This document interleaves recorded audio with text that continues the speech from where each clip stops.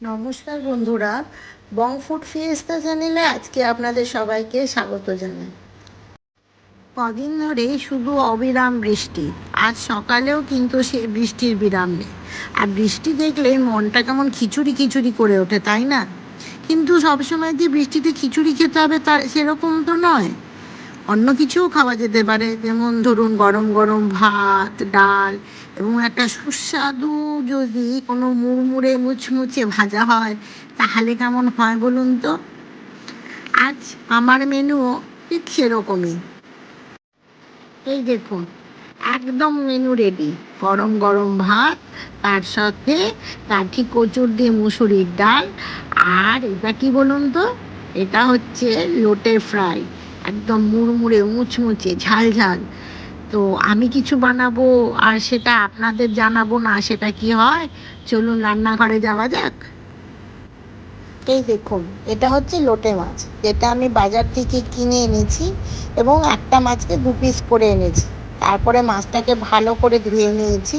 এবার মাছটাকে প্রায় 2 ঘন্টা আগে ম্যারিনেট করে রেখেছি বেশ খানিকটা রসুন, নুন আর খানিকটা শুকনো লঙ্কার গুঁড়ি দিয়ে। আপনারা চাইলে কাঁচা লঙ্কাও দিতে পারেন। আর একটা জিনিস দিয়েছি, সেটা হচ্ছে গন্ধরাজ লেবুর রস। আপনাদের কাছে যদি গন্ধরাজ লেবু না থাকে, তাহলে পাতিলেবুরও ব্যবহার করতে পারেন। আর দেখুন কতটা জল ছেড়েছে মাছটা থেকে। আসলে এটা যেহেতু সামুদ্রিক মাছ, এর কিন্তু একটা তীব্র গন্ধ থাকে।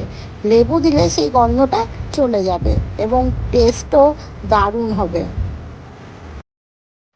এবার লোটে ফ্রাই বানানোর জন্য একটা ব্যাটার তৈরি করতে হবে। সেই ব্যাটারটা তৈরি করার জন্য এখানে আমি খানিকটা গোবিন্দভোগ চাল ভিজিয়ে নিয়েছি। আপনারা চাইলে চালের গুঁড়িও ব্যবহার করতে পারেন। আমি এখানে চাল ভিজিয়ে নিয়েছি। চালটা ঘন্টাখানেক ভেজার পরে একটা মিক্সার গ্রাইন্ডারে ভালো করে একদম মিহি করে পেস্ট করে নিয়েছি। পেস্টটাতে বেশি জল দিইনি, একটু গাঢ় গাঢ়ই বেটেছি। এবার এই চাল বাটাটার সাথে পরিমাণ মতন জল মিশিয়ে নেব, নিয়ে একটু চাল বাটাটাকে পাতলা করে নেব।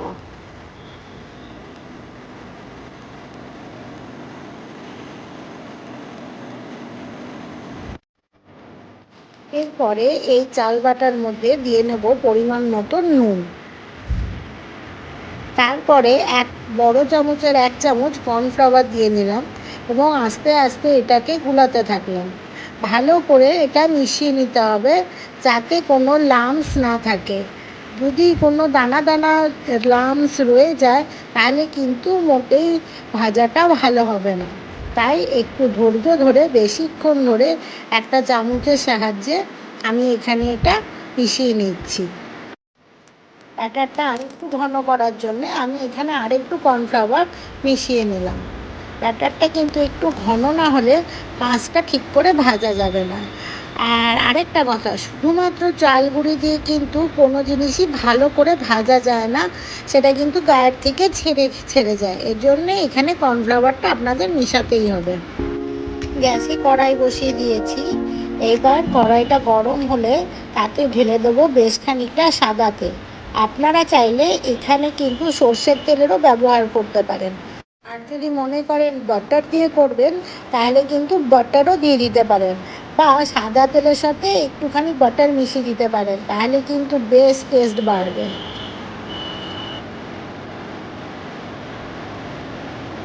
আর এই দেখুন, বেশ খানিক্ষণ রাখার ফলে ব্যাটারটা কিন্তু বেশ ঘন হয়ে গেছে। তেল আমার গরম হয়ে গেছে। এবার প্রত্যেকটা মাছের টুকরো এভাবে নেব, ব্যাটারে চুবিয়ে গরম তেলে দিয়ে দেবো। একসাথে কিন্তু বেশি মাছ দেওয়া যাবে না। 4টে বা 5টা মাছ আপনারা এভাবে ব্যাটারে চুবিয়ে চুবিয়ে গরম তেলে ছেড়ে দেবেন।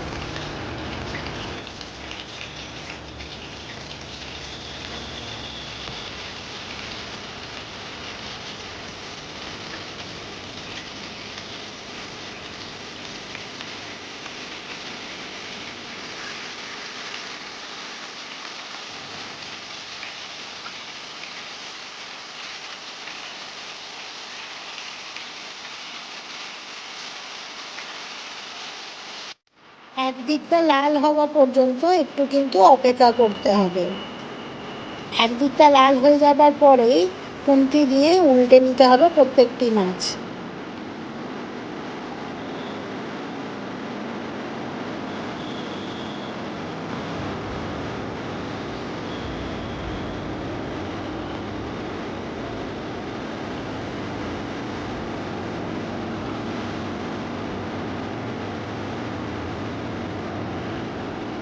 এই দেখুন একদিকটা লাল হয়ে গেছে, তাই আমি খুন্তি দিয়ে আস্তে আস্তে করে একটা একটা মাছ উল্টে নিচ্ছি।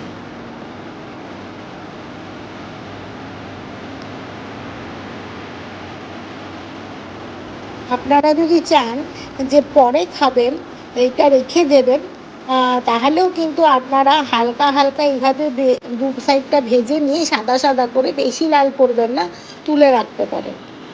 দেখুন আমার কিন্তু দুদিকটাই বেশ লাল লাল করে ভাজা হয়ে গেছে।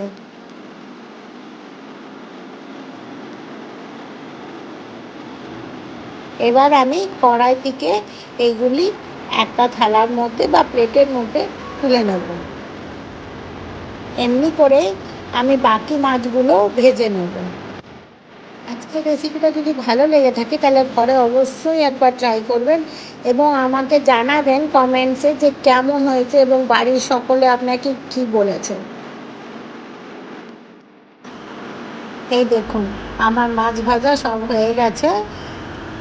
লোটে মাছের ফ্রাই বা পকোড়া যেটাই বলেন, সেটা কিন্তু একদম রেডি এবং কিন্তু বেশ মুচমুচে হয়েছে।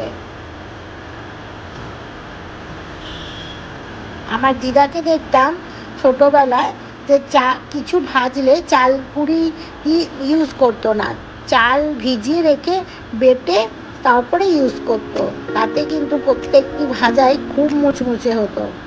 যারা চ্যানেলে নতুন একটি সাবস্ক্রাইব করতে ভুলবেন না এবং বেল আইকনটি টিপে দিতে ভুলবেন না। দেখা হচ্ছে পরের কোনো ভিডিওতে কোনো একটা নতুন রেসিপির সাথে। বাই।